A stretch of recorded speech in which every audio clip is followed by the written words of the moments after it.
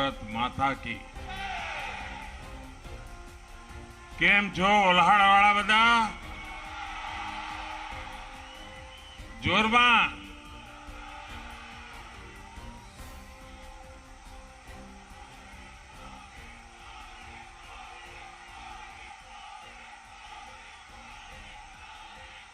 हूँ दमणथी निकळ्यो અને વલસાડ પહોંચ્યો। આખાએ રસ્તા ઉપર જે રીતે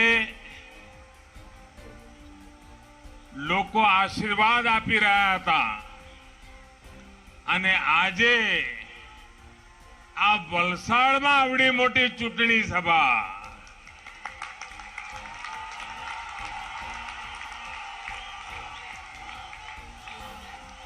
વલસાડના લોકોને પણ આશ્ચર્ય થતું હશે આવડી મોટી સભા। આ ચૂંટણી સભા વલસાડની કોઈ પણ જુએ તો એ માની જ લે કે ચૂંટણીના પરિણામો શું આવવાના છે। એક પ્રકારે તમે આ સભામાં આવીને ચૂંટણીના પરિણામની સિંહ ગર્જના કરી દીધી છે। અને મને કોઈ કહ્યું 2 કલાકથી બેઠા છે, કોઈ કહે છે 3 કલાકથી બેઠા છે અને આટલી મોટી સંખ્યામાં એમાં પણ માતાઓ બહેનો આશીર્વાદ માટે આવી છે એ અમારું સૌભાગ્ય છે।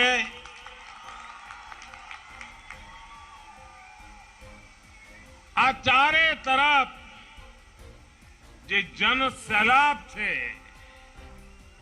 એ ભારતીય जनता પાર્ટીની प्रचंड जीतनी जाहेरात छे भाईओ। અને આ ગુજરાતની સિંહ ગર્જના છે કે ફરી એકવાર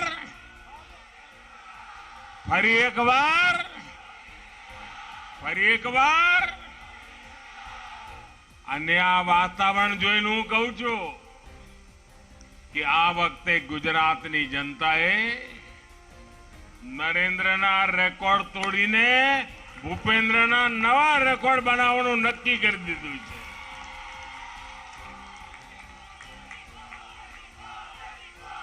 આ માત્ર ચૂંટણી સભા નથી, પરંતુ આ ગુજરાતની જનતાનો વિજયનો શંખનાદ છે દોસ્તો। અને મેં જોયું दमण होय वापी होय जे रोड शो जो मैं एमा जे उमंग और उत्साह हतो, जे एनर्जी हती, गुजरातना भारतीय जनता पार्टी नी सरकार पर जनतानो भरोसो केवो छे आ भरोसाने साक्षी पुरावनारी आखी मारी दमण थी वलसाड सुधी यात्रा हूँ अनुभवतो हतो। भाईओ बहनों आ चूंटणी न भाजप लड़े छे न भाजपना उम्मीदवारों लड़े छे न मुख्यमंत्री भूपेन्द्र भाई लड़े छे कि न तो नरेंद्र भाई लड़े छे। आ चूंटणी गुजरातनी जनता लड़ी रही छे।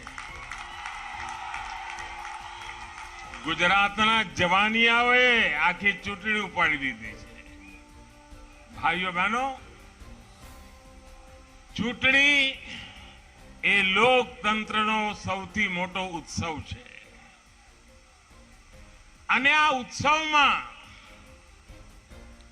જેટલા લોકો જોડાઈ શકે બધાએ જોડાવું જોઈએ, કારણ આ લોકશાહી આ દેશના 130 કરોડ નાગરિકોની અમાનત છે અને એ લોકતંત્રને મજબૂત કરવા માટે ચૂંટણી એક અવસર હોય છે। અને મને ખુશી છે ભાઈઓ કે આ ચૂંટણી જનતા જનાર્દનના નેતૃત્વમાં લડાઈ રહી છે અને જાણે એમ લાગે છે કે જનતા જ વિજય ધ્વજ ફરકાવીને નીકળી પડી હોય એવું લાગે છે। અને એમાં પણ માતાઓ બહેનોનો જે ઉમંગ છે, એમનો જે મક્કમ નિર્ધાર છે, એ ગુજરાતના એ ભારતીય જનતા પાર્ટીના વિજયને પાકો કરી રહ્યો છે.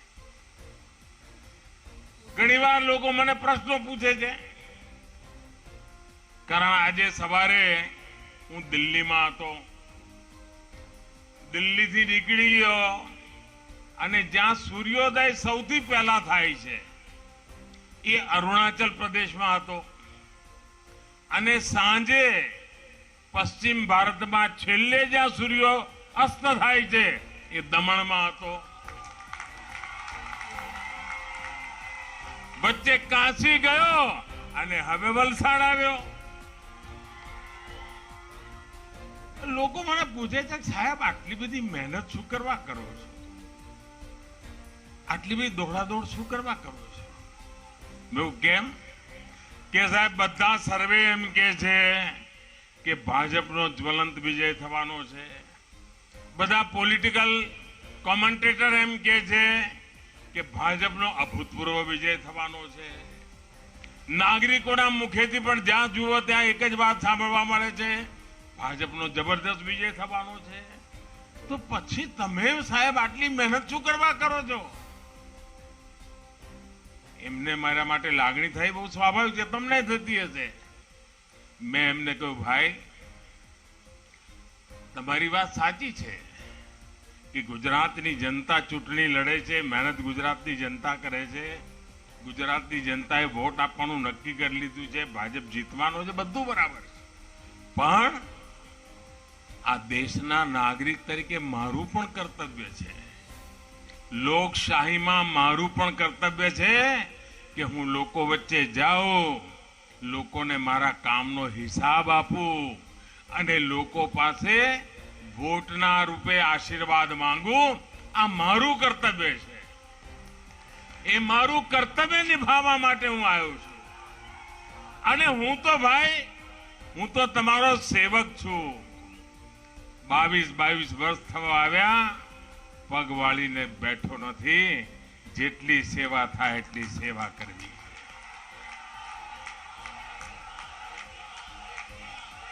અને તેમ છતાંય મને પૂરો ભરોસો છે કે વોટ તમે આપવાના જ છો, પણ મારું કર્તવ્ય છે કે મારે આવીને કહેવું જોઈએ કે આ વખતે ભાજપને વોટ જોરદાર કરજો. અને જેમ મારું વોટ માંગવા માટેનું કર્તવ્ય છે, એમ વોટ આપવા માટેનું તમારું પણ કર્તવ્ય છે. અને ઘરે ઘરે જઈને વધુમાં વધુ લોકો વોટ આપે ને, એ વોટ અપાવવાનું કામ પણ આપે કરવાનું છે. કરશો ભાઈઓ? કરશો? આજે જે તમે બધો બદલાવ જોઈ રહ્યા છો ને ભાઈ, દુનિયામાં ડંકો વાગે છે કે નથી વાગતો? ભારતમાં પણ જોરદાર પ્રગતિ થઈ રહી છે કે નથી થઈ રહી? શેના કારણે? શું કારણ છે?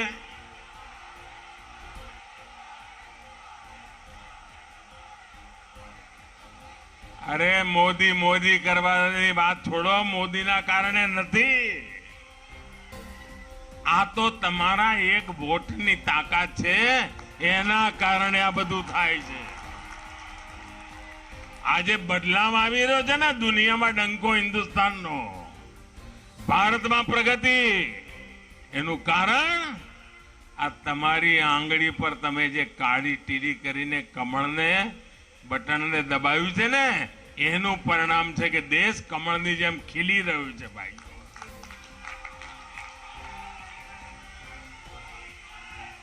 આજે ગુજરાત જે વિકાસની ઊંચાઈ પર છે, એના મૂળમાં ગુજરાતના નાગરિકોની જાગૃતતા, ગુજરાતની માતાઓ બહેનોના આશીર્વાદ, ગુજરાતના જવાનિયાઓની જહેમત, અને એનું પરિણામ છે કે આજે ગુજરાત તેજ ગતિથી આગળ વધી રહ્યું છે, પ્રગતિ કરી રહ્યું છે.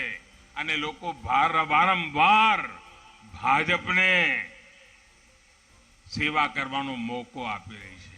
બીજા કોઈની સરકાર હોત ને તો ચૂંટણીના મહિના છે છાપામાં આટલા કરોડનો ગોટાળો, આટલા લાખનો ગોટાળો, ભત્રીજાએ આમ કર્યું, ભાણિયાએ આમ કર્યું, એવું બધું જ આવતું હોત. આજે તો બધું જનતા જ જનતા ભાઈઓ બહેનો આપણો સંકલ્પ રહ્યો છે કે આ દેશ વિકસિત થાય, દુનિયાની બરાબરીમાં જરાય એક ડગલું પાછળ ના હોય. આવી ઈચ્છા છે કે નહીં? છે કે નહીં? હિન્દુસ્તાન દુનિયાના શ્રેષ્ઠ દેશોમાં હોય એવી તમારી ઈચ્છા કરી કે નહીં? પણ એ કરવું હોય ને તો આપણે ગુજરાતને પણ એવું જ બનાવવું પડે, અને એ બનાવવાનું કામ ભાજપ કરી રહ્યો છે. એમાં તમારા આશીર્વાદ જોઈએ ભાઈ. 75 વર્ષ આઝાદી પછીના પૂરા કરીને હવે અમૃતકાળમાં આપણે પ્રવેશી છે, અને અમૃતકાળમાં પ્રવેશ્યા છીએ ત્યારે આગામી 25 વર્ષ હિન્દુસ્તાનના અત્યંત મહત્વપૂર્ણ વર્ષો છે ભાઈઓ. 25 વર્ષમાં આપણને હવે ક્યાંય કાચું ના કાપવા દેવાય, બરાબર પાકે પાકું આગળ વધવું છે ભાઈઓ. વધવું છે કે નથી વધવું? તમારા બધાની તૈયારી છે ને?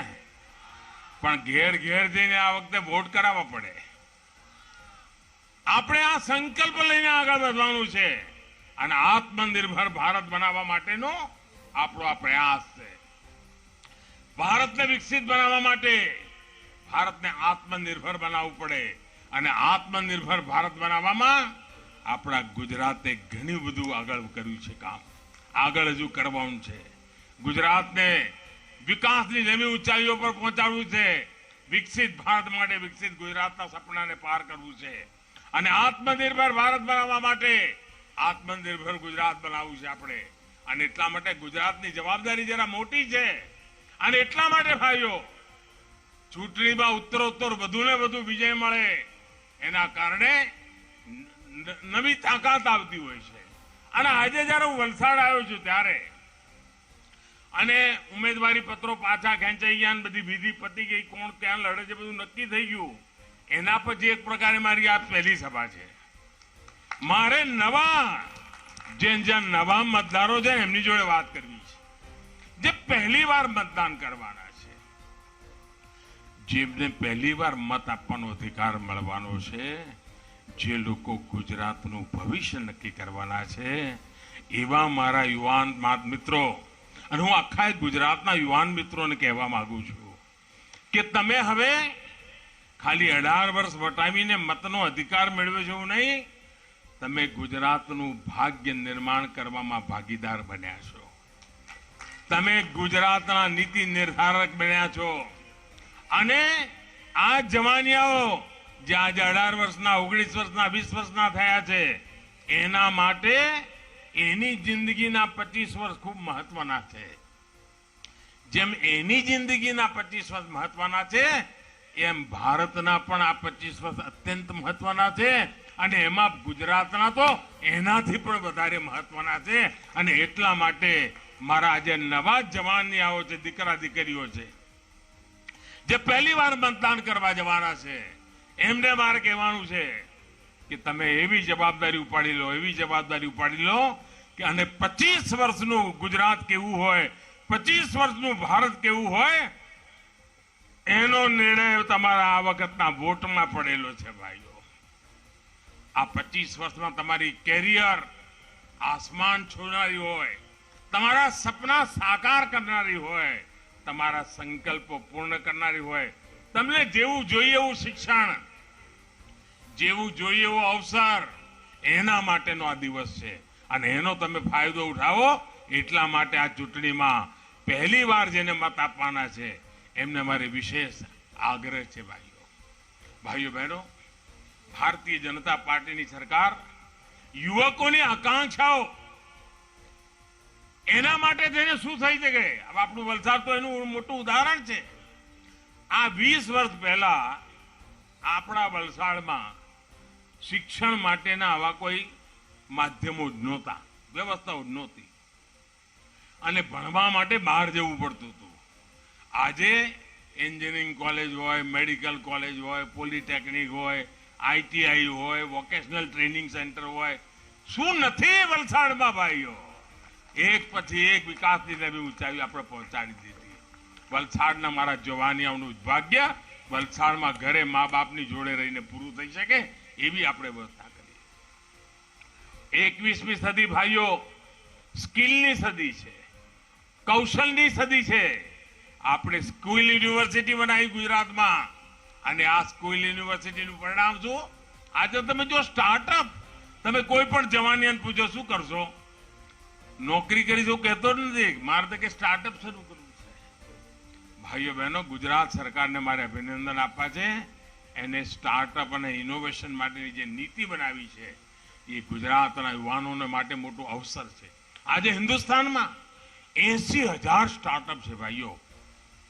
દુનિયામાં પહેલા 3માં આપણું નામ છે, પહેલા 3માં દુનિયામાં. આનંદ થાય કે ના થાય? થાય કે ના થાય? અને મજા જુઓ, આ 80,000 સ્ટાર્ટઅપમાં 14,000 તો આપણા ગુજરાતના જવાનિયાઓએ ઉભા કર્યા છે, ગુજરાતમાં છે ભાઈ. ગુજરાતની ઉદ્યમશીલતા, ગુજરાતની એન્ટરપ્રિનરશિપ, એનો અભૂતપૂર્વ વિસ્તારનો અવસર છે ભાઈઓ. અને ગુજરાતનો જવાનીઓ રોજગાર માગનારો નહીં, રોજગાર આપનારો બની રહ્યો છે ભાઈઓ. અહીંયા હમણાં વંદે ભારત ટ્રેન ચાલી છે. હવે વંદે ભારત ટ્રેન આપણા વાપીમાં રોકાય છે. મુંબઈ ગાંધીનગર તેજ ગતિથી દોડવાનું કામ આસાનીથી, અને બુલેટ ટ્રેનનું કામ તો લોકો જોતા હશો, તેજ ગતિથી ચાલ્યું છે. ભાઈઓ બહેનો, સરકારના દરેક નિર્ણયો અમારા યુવાનોની શક્તિ કામે લાગે, આર્થિક ભારણ ઘટે, અને એના માટે ધન આવે છે. ભાઈઓ બહેનો, તમારા બધા પાસે મોબાઈલ ફોન છે? મોબાઈલ ફોન છે? એક કામ કરશો, મારે એક વાત કરવી છે, પણ એના પહેલા થોડું તમને એક કામ કહું. તમારા મોબાઈલ ફોન કાઢીને એની જરા પેલી ફ્લેશ લાઇટ ચાલુ કરો ને, ટોર્ચ ચાલુ કરો ને. બધાની લાઈટો આ મંચવાળાને બી ચાલવી જોઈએ. હા, જો ખિસ્સામાં હોય તો કાઢજો ભાઈ. હા, વાહ વાહ વાહ વાહ વાહ.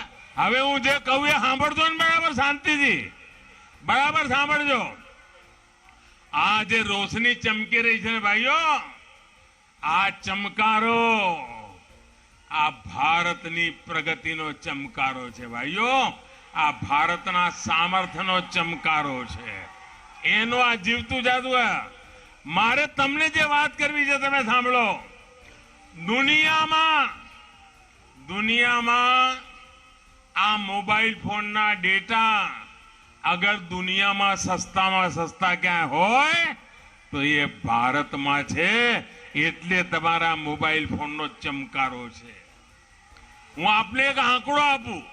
આ આંકડો યાદ રાખશો દોસ્તો? એક આંકડો આપું, આંકડો યાદ રાખશો? જરા જોરથી જવાબ ચાલુ રાખો. તમે તમારી લાઈટો બંધ ના કરતા. આંકડો આપું, ચાલુ રહેશે ભાઈઓ, યાદ રહેશે તમને. દિલ્હીમાં જ્યારે કોંગ્રેસની સરકાર હતી ત્યારે 1 GB ડેટા એના 300 રૂપિયા થતા હતા. 300 રૂપિયા કેટલા? આજે આ મોદીની સરકાર આવ્યા પછી માત્ર 10 જ રૂપિયા થાય છે. આ પૈસા તમારા બચ્યા કે ના બચ્યા? અત્યારે તમે જે લોકો મોબાઈલ ફોનનો ઉપયોગ કરો છો, વોટ્સએપ કરતા હશો, રીલ જોતા હશો, ઇન્સ્ટાગ્રામમાં જતા હશો, આ બધું જે કરો છો ને, જો પહેલાની સરકાર હોત તો બિલ કેટલું આવ્યું હોત તમને ખબર છે? જો પહેલા વાળી સરકાર હોત ને તો તમારું બિલ 4 થી 5 હજાર રૂપિયા દર મહિનાનું આવ્યું હોત ભાઈઓ. આજે આ મોદી સરકારની નીતિઓનું પરિણામ છે કે 250-300 રૂપિયામાં તમારો મોબાઈલ ફોન તમારી આ રોશની ચમકાવી રહ્યો છે ભાઈઓ. બોલો મારી સાથે, ભારત માતા કી, ભારત માતા કી, ભારત માતા કી. એનો અર્થ એ જો કે એક વ્યક્તિના જેના પાસે મોબાઈલ છે ને 4-5 હજાર રૂપિયા મહિને બચી રહ્યા છે. ભાઈઓ બહેનો, આ કામ મોદી સરકાર કરે છે અને એને એના જીવનને સરળ બનાવવા માટે કામ કરે છે. ભાઈઓ બહેનો, આજે અમારા જયારે વલસાડ આવીએ તો અમારા આદિવાસી ભાઈઓની યાદ આવે, એમ અમારા માછીમાર ભાઈઓની યાદ આવે. હું વચ્ચે વલસાડમાં આદિવાસી વિસ્તારમાં આવીને ગયો, ત્યાં મેં ઘણી વાતો કરી છે. અમારા માછીમાર ભાઈઓ બહેનોના જીવનમાં પ્રગતિ થાય, એમનું જીવન બદલે, એના માટે અમે સરકાર એમના ખર્ચો ઘટે એના માટે કામ કરે છે. 15-16 વર્ષ પહેલા ફિશરીઝ ડિપાર્ટમેન્ટ આમાં બજેટ કેટલું હતું ખબર છે? માછીમારો માટે 10-11 કરોડ રૂપિયા. 10-11 કરોડ રૂપિયા, 10 કરોડ, 11 કરોડ, 12 કરોડ, 13 કરોડ. આજે બજેટ 900 કરોડ છે ભાઈઓ. આ અમારા સાગર ખેડૂ યોજના, અમારા માછીમાર ભાઈઓ એમના જીવનમાં બદલાવ આવે એના માટે કામ ચાલી રહ્યું છે. અને પહેલા નાવડા લઈને જાય એમાં જે કેરોસીનની સબસિડી મળતી હતી ને, એમાં પણ લગભગ 1600 કરોડ રૂપિયા સરકાર ચૂકવે છે.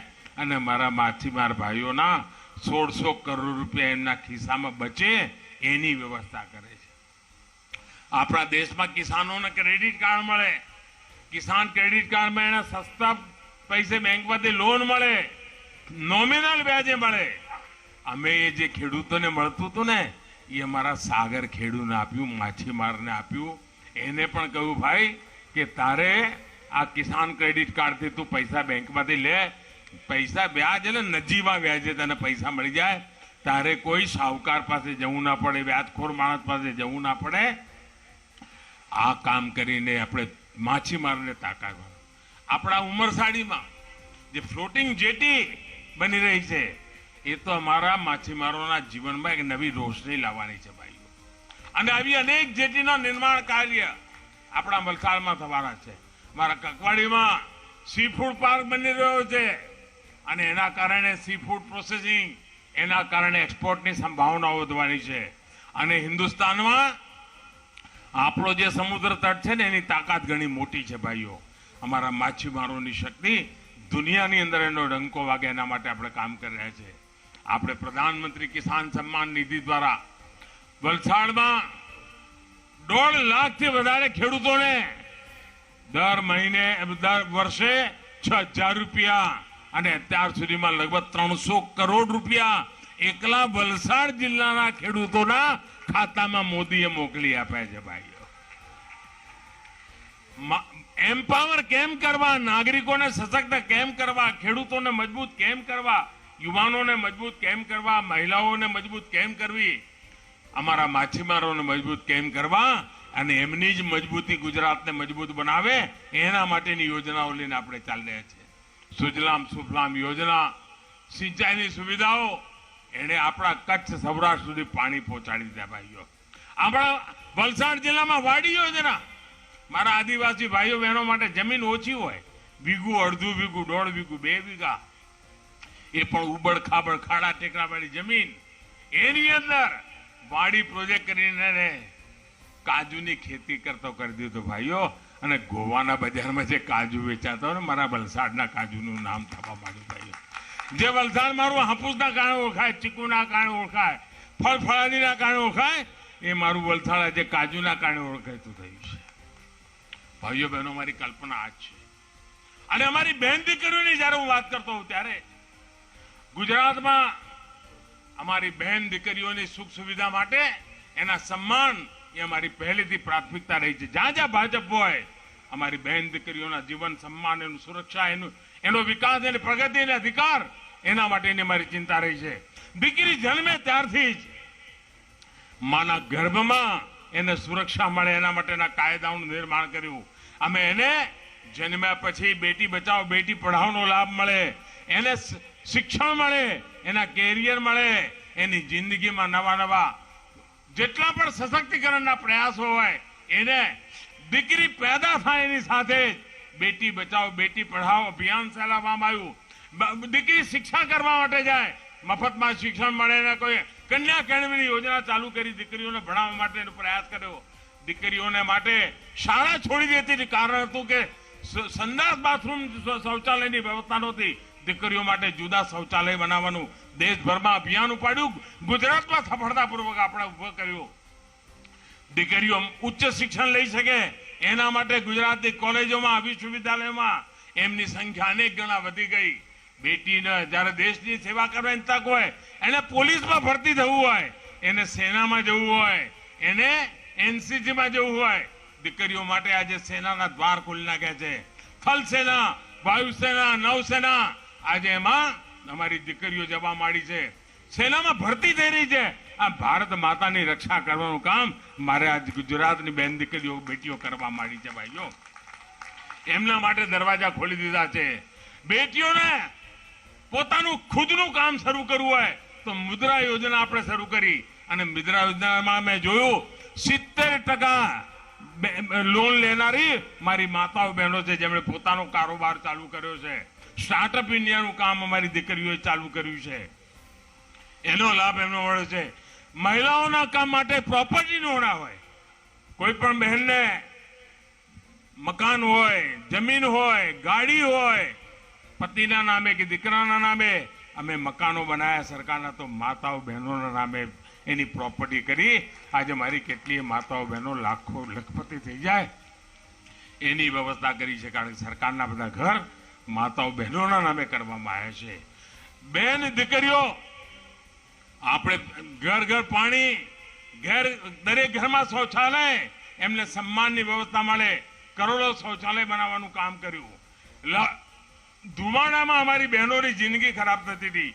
400 સિગરેટ જેટલો ધુમાડો જાય એક દાડો રસોઈ બનાવે ત્યારે, એમાંથી એને મુક્તિ આપીને ઉજાલા યોજના દ્વારા એને આપણે ગેસ કનેક્શન આપ્યા.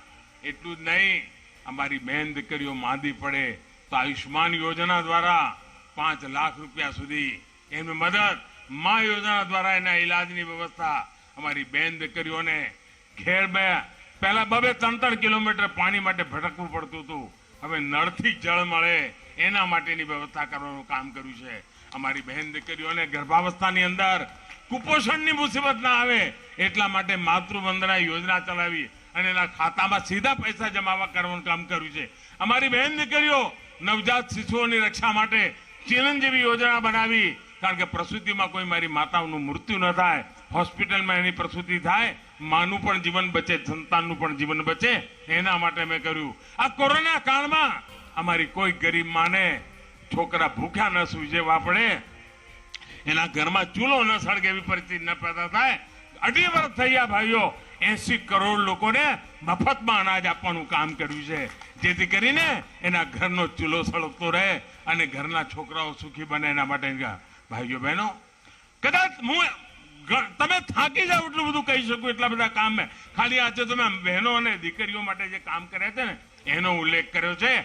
આ બધું બતાવે છે કે અમે સશક્તિકરણ દેશનું પણ કરી રહ્યા છીએ, અમે સશક્તિકરણ નાગરિકોનું કરવું પડે છે.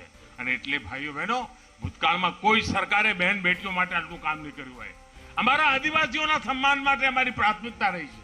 મારા વલસાડનું ક્ષેત્ર હોય, અમારા આદિવાસી ભાઈ બહેનોની વાત, ઉમરગામથી અંબાજી, અમારા આદિવાસી ભાઈઓના બહેનોના ગૌરવ માટે ભાજપે સૌથી પહેલી શરૂઆત કરેલી. જ્યારે અટલજીની સરકાર હતી, અલગ આદિવાસીઓનું મંત્રાલય બનાવ્યું હતું અને અમે અલગ બજેટ બનાવીને એના વિકાસ માટે કામ કર્યું. અમે 15મી નવેમ્બર ભગવાન બિરસા મુંડા અમારા આદિવાસી સમાજમાં મોટું પ્રેરણાનું નામ, એમના જન્મદિવસ અને જનજાતીય ગૌરવ દિવસ તરીકે મનાવવાનું શરૂ કર્યું. ભાઈઓ બહેનો, અમારા મંગુભાઈ, અમારા નવસારીના મંગુભાઈ, આદિવાસી માતાના કુખેથી જન્મેલો અમારા મંગુભાઈ આજે મધ્યપ્રદેશમાં ગવર્નર તરીકે મધ્યપ્રદેશનું માર્ગદર્શન કરી રહ્યા છે. ભાઈઓ બહેનો, આજે અમારા માટે ગર્વની વાત છે કે એક આદિવાસી દીકરી ભારતમાં રાષ્ટ્રપતિ પદ પર બિરાજમાન છે અને દુનિયાની અંદર ભારત આ કરી શકે છે. એટલું જ નહીં, અમારા રમીલાબેન ગામિતના મેં પદ્મશ્રીથી પુરસ્કાર આપીને એમનું સન્માન કરવાનું સૌભાગ્ય એમને મળ્યું હતું. અમારા ઉષાબેન દિનેશભાઈ વસાવા, એમને અમે નારી શક્તિ પુરસ્કાર આપ્યો હતો. એટલા માટે કે અમારે આદિવાસી સમાજની આ માતાઓ બહેનો દીકરીઓ કે પ્રકારે કામ કરી રહી છે એના માટે હોય છે. ભાઈઓ બહેનો, આ વખતે જ્યારે ચૂંટણીની વાત છે ત્યારે મારે આપને કહેવું છે, સતર્ક રહેજો. ગુજરાતને બદનામ કરવાની ટોળકી અને એવી ભાષા બોલી રહી છે. ગુજરાતને બદનામ કરવાનું, ગુજરાતીઓને બદનામ કરવાનું, ગુજરાતમાં જૂઠાણા ફેલાવવાના, ગુજરાત વિશે દુનિયામાં ગુજરાતની છબી ખરાબ કરવાનું કામ ચાલી રહ્યું છે. આવા લોકોથી ચેતતા રહેજો. અને એમને જરા પૂછતા રહેજો કે તમે આ ભાષા બંધ કરો, આ ભાષા ગુજરાતમાં નહીં ચાલે. ગુજરાતના લોકો માટે તમે નફરત પેદા કરવાનું વાતાવરણ બંધ કરો. ગુજરાતે દુનિયામાં કોઈનું બગાડ્યું નથી. ગુજરાતીઓએ દુનિયામાં ક્યાંયનું બગાડ્યું નથી. ગુજરાતીઓ જ્યાં ગયા ત્યાં દૂધમાં સાકળ ભળે એમ ભળી ગયા છે. અને ગુજરાતની અંદર જે આવ્યો એને પણ ગળે લગાવીને કામ કર્યું છે. એ ગુજરાતને મહેરબાની કરીને બદનામ કરવાનું બંધ કરો. એ ગુજરાત ઉપર આરોપો લગાવવાનું બંધ કરો. અને ગુજરાતને બદનામ કરવા વાળા તત્વોને ગુજરાતમાં ક્યારેય જગ્યા ન હોય. ભાઈઓ હોય ખરી? ગુજરાતને બદનામ કરનારને ગુજરાતમાં જગ્યા હોય ખરી? છાસ વારે ગુજરાતનું અપમાન કરનારને ગુજરાતમાં જગ્યા હોય કે? ભાઈઓ બહેનો, ગુજરાતના ગૌરવ માટે જીવનારા લોકો, ગુજરાતને પ્રગતિની નવી ઊંચાઈ પર લઈ જનારા લોકો, ગુજરાતને પાછું વાળવા માટે રિવર્સ ગેરમાં નાખવા માટે જે લોકો પ્રયત્ન કરી રહ્યા છે એને કોઈ પણ કાળે આપણે સ્વીકારી ન શકીએ. મારી આપ સૌને વિનંતી છે, મારું એક કામ કરશો. એમની આ બાજુથી અવાજ ધીમો આવ્યો. કરશો? એક કામ કરશો, જો બધા પોલિંગ બૂથમાં જઈને ઘેર ઘેર જઈને મારી આ વાત બધાને પહોંચાડશો. ફરી પાછો અવાજ ધીમો પડી ગયો. પહોંચાડશો, ઘેર ઘેર જશો, આ મેં જેટલું કહ્યું બધાને કહેશો. બીજી એક વાત કરશો, એમ નહીં કહેશો, જરા કહો તો કહેશો. તમે કહેશો ખરેખર? આટલું જરા કહેજો કે નરેન્દ્રભાઈ આવ્યા હતા અને તમને પ્રણામ કહ્યા છે. આટલું કહી દેશો? નરેન્દ્રભાઈ આવ્યા હતા, તમને પ્રણામ કહ્યા છે. આટલું બધા વડીલોને કહી દેજો. એમના આશીર્વાદ મારી તાકાત હોય છે. એમના આશીર્વાદ અમને જે નવી શક્તિ આપતા હોય છે. ભાઈઓ બહેનો, ખૂબ પ્રગતિ કરે ગુજરાત. અને આટલી મોટી સંખ્યામાં આવીને આપણે આશીર્વાદ આપ્યા. આપનો ખૂબ ખૂબ આભાર માનું છું. મારી સાથે બોલો, ભારત માતા કી, ભારત માતા કી, भारत माता की.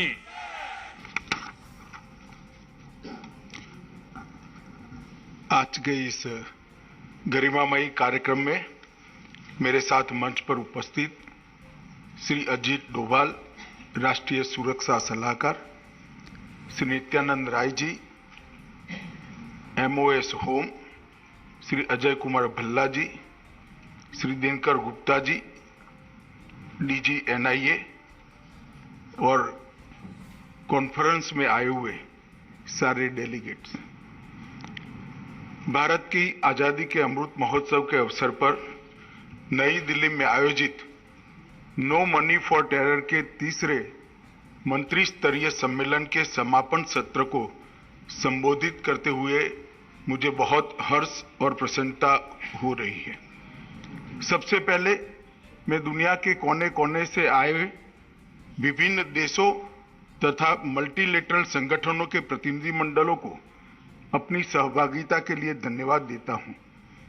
इन 2 दिनों के दौरान प्रतिनिधियों ने टेरर फाइनेंसिंग में उभरते ट्रेंड्स, नई इमर्जिंग फाइनेंशियल टेक्नोलॉजी का दुरुपयोग तथा टेरर फाइनेंसिंग के क्षेत्र में अंतर्राष्ट्रीय सहयोग, ये 3 विषय पर विचार विमर्श किया ताकि प्रभावी रूप से नो मनी फॉर टेरर का हमारा उद्देश्य सफल हो पाए। इस चर्चा को आने वाले दिनों में हमें एक वर्केबल रणनीति की सोच में डालना होगा, जिससे हमें निश्चित ही ये लड़ाई लड़ने में मदद होगी।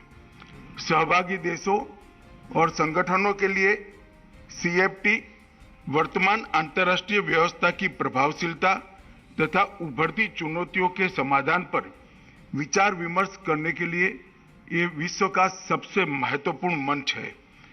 टेररिज्म ने आज एक ऐसा विकराल स्वरूप धारण किया है जिसका प्रभाव हर स्तर पर हमें दिखाई पड़ता है। मेरा स्पष्ट मानना है कि टेररिज्म लोकतंत्र, मानव अधिकार, आर्थिक प्रगति और विश्व शांति के खिलाफ सबसे बड़ा नासूर है जिसे हमें जीतने नहीं देना है। कोई भी एक देश या कोई भी संगठन चाहे कितना भी शक्तिशाली क्यों न हो, वो टेररिज्म को अकेला नहीं हरा सकता, परास्त नहीं कर सकता। अंतर्राष्ट्रीय समुदाय को लगातार इस जटिल और बॉर्डरलेस खतरे के खिलाफ कंधे से कंधा मिलाकर चलना होगा। पिछले कुछ दशकों में भारत ने टेररिज्म के सभी रूपों सहित कई चुनौतियों का सफलतापूर्वक सामना किया है। टेररिज्म के खिलाफ जीरो टॉलरेंस की नीति, काउंटर टेरर कानूनों के मजबूत फ्रेमवर्क तथा एजेंसियों के सशक्तिकरण के कारण भारत में टेररिज्म के कारण होने वाली घटनाओं में उल्लेखनीय कमी आई है तथा टेररिज्म के मामलों में सख्त सजा दिलाने में भी प्रशासन को सफलता हासिल हुई है। इन्वेस्टिगेशन को विज्ञान और तकनीक से लैस करने के उद्देश्य से फोरेंसिक साइंस को भारत में विशेष बढ़ावा दिया जा रहा है।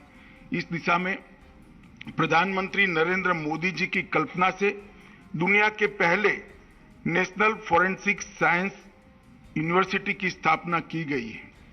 भारत सरकार ने यह भी तय किया है कि टेररिज्म, नारकोटिक्स और आर्थिक अपराधों जैसे अपराधों पर राष्ट्रीय और अंतर्राष्ट्रीय डेटाबेस विकसित किया जाएगा।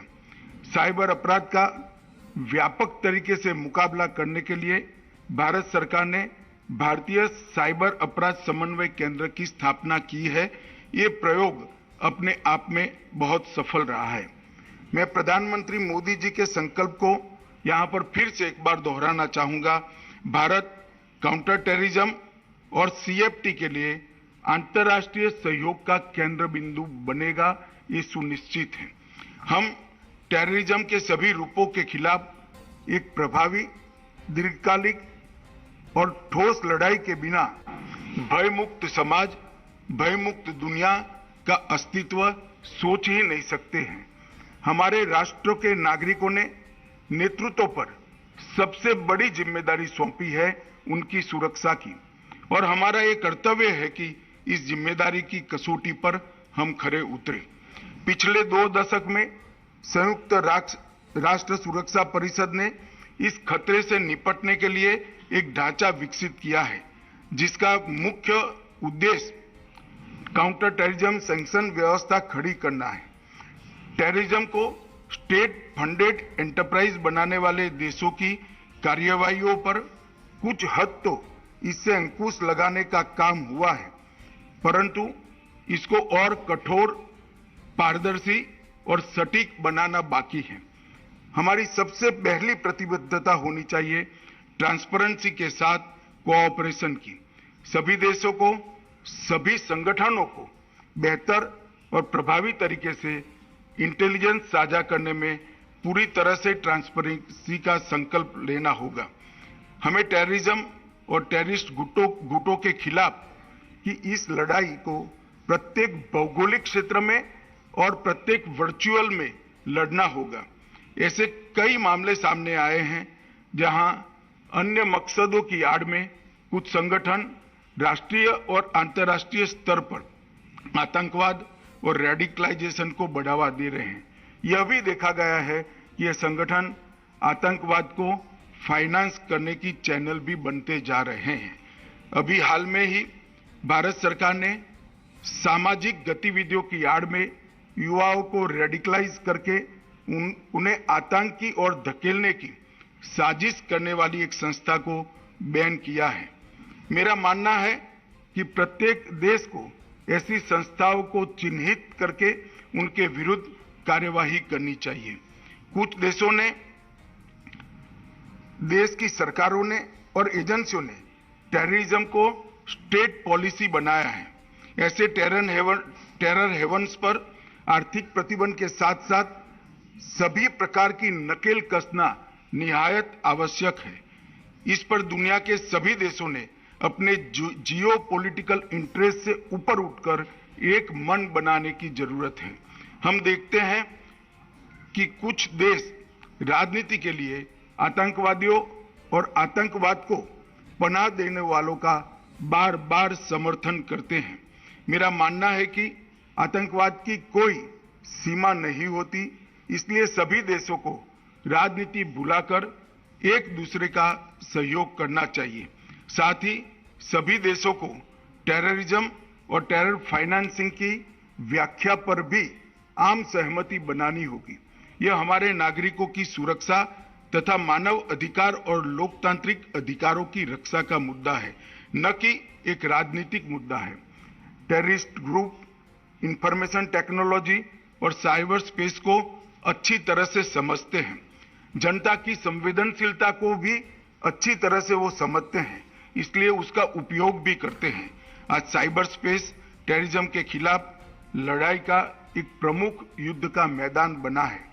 वेपन टेक्नोलॉजी में भी बहुत परिवर्तन हुआ है। 21वीं सदी की लिथल टेक्नोलॉजी और ड्रोन टेक्नोलॉजी अब आतंकवादियों के पास भी उपलब्ध है। टेररिस्ट तथा टेररिस्ट ग्रुप की नारकोटिक्स जैसे संगठित अपराधों के साथ बढ़ते लिंक्स क्रिप्टोकरेंसी तथा हवाला और टेरर फाइनेंसिंग की संभावनाओं को कई गुना बढ़ा देते हैं। इस सम्मेलन का मुख्य उद्देश्य यही है कि टेररिज्म और टेरर फाइनेंसिंग की सभी चैनलों की हम पहचान करें, टेरर फाइनेंसिंग के खिलाफ एक प्रैक्टिकल तथा वर्केबल रोड मैप बनाया जाए। IMF और वर्ल्ड बैंक के एक अनुमान के अनुसार दुनिया भर के क्रिमिनल हर वर्ष लगभग 2 से 4 ट्रिलियन डॉलर की लॉन्ड्रिंग करते हैं और इसमें बड़ा हिस्सा टेररिज्म को बढ़ावा देने के लिए इस्तेमाल किया जाता है।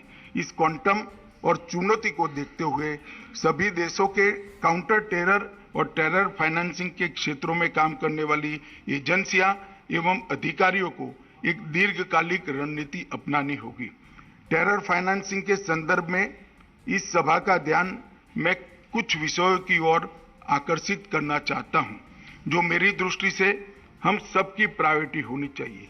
एक, वित्तीय नेटवर्क में गुमनामी से लड़कर लीगल वित्तीय साधनों का डायवर्जन को रोकना पड़ेगा।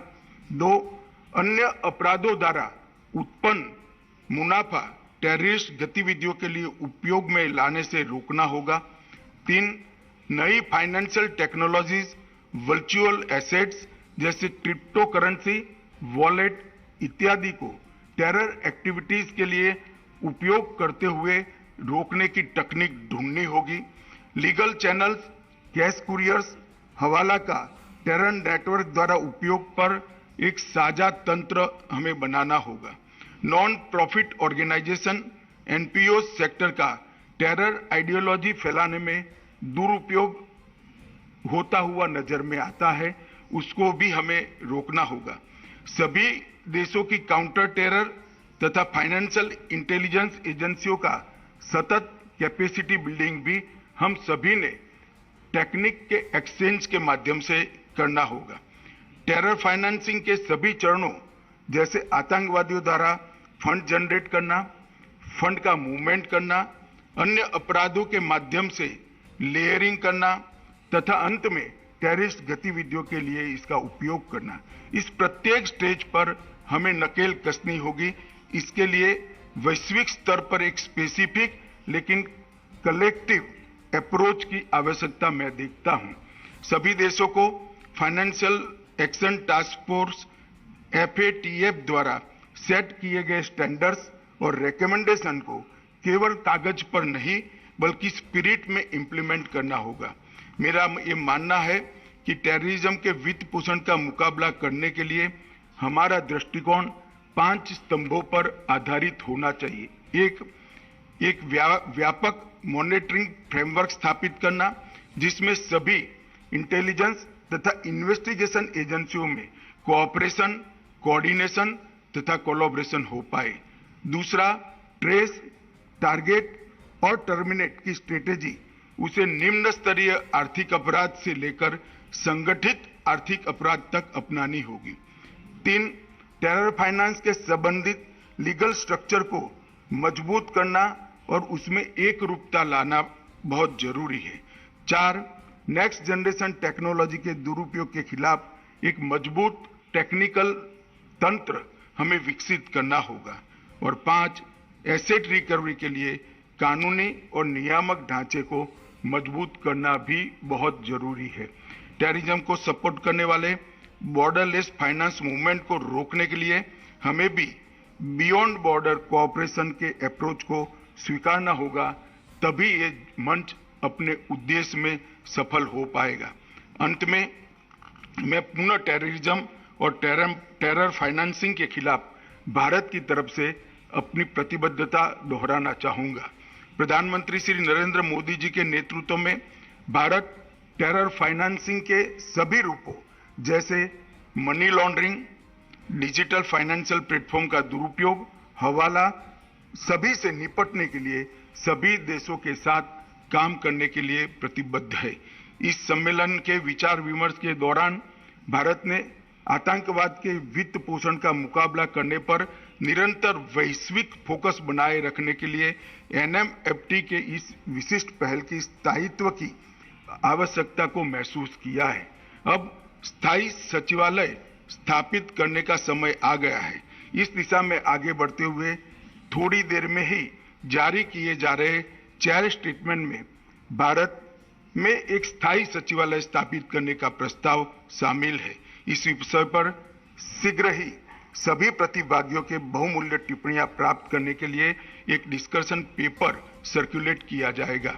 मेजबान देश की ओर से मैं नई दिल्ली में आयोजित इस नो मनी फॉर टेरर सम्मेलन में भाग लेने के लिए सभी देशों और संगठन के प्रतिनिधिमंडलों का मन से धन्यवाद करता हूं। मैं आप सबकी सुखद और सुरक्षित स्वदेश वापसी की मंगल कामना के साथ मेरी बात को समाप्त करता हूं। वंदे मातरम।